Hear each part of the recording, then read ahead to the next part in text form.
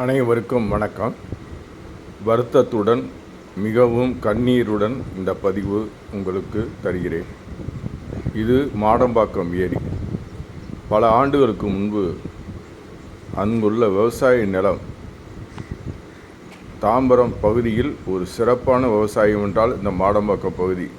இன்று கூட சில இடங்களில் நாம் அங்கு விவசாயத்தை பார்க்கலாம். அவ்வளவு அழகான ஏரி.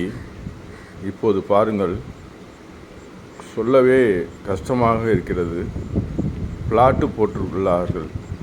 அந்த பிளாட்டு போட்ட பில்டர் உரிமையாளர் மனசாட்சிப்படி உள்ளாரா என்று தெரியவில்லை. காரணம், இது பட்டா லேண்டு என்று கூறுகிறார்கள்.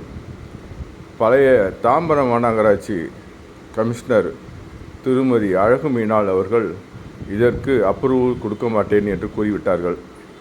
அவர் மாறுதல் ஆன பிறகு தற்போது அப்ரூவல் கிடைத்துள்ளது.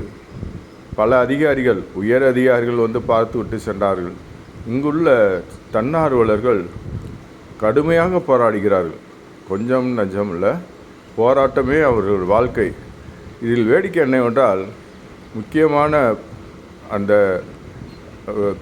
ஆக்கிரமிப்பை அகற்ற அங்குள்ள தன்னார்வலர்கள் முயன்றபோது எதையுமே கண்டுகொள்ளாத ஒரு ஐடி ஊழியர் வாக்கிங் சென்று கொண்டிருக்கிறார்.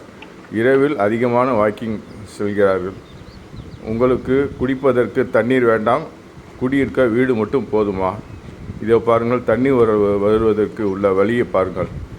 அது ஏற்கனவே தண்ணீர் அந்த பகுதியில் உள்ள மழைநீர் பூராமல் இது வழியாக வரணும்.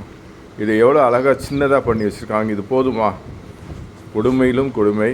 இன்றைக்கி ஒரு அமைப்பு ஒரு அரசியல் கட்சி சார்ந்த அமைப்பு வக்கீலை கூட்டிக் கொண்டு காண்பித்து இது சம்பந்தமாக வழக்கு போட வேண்டும் என்று கூறினார்கள். இவர்தான் வக்கீல்.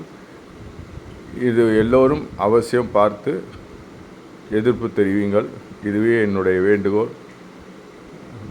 மாடம்பாக்கம் ஏரி காணவில்லை, கொன்று விட்டார்கள். அதுதான் என்னுடைய பதில். வாழ்க வளமுடன். அனைவரும் ஒற்றுமையுடன் இருந்து இந்த மாடம்பாக்கம் ஏரியை காப்பாற்றுவோம். நன்றி, வணக்கம்.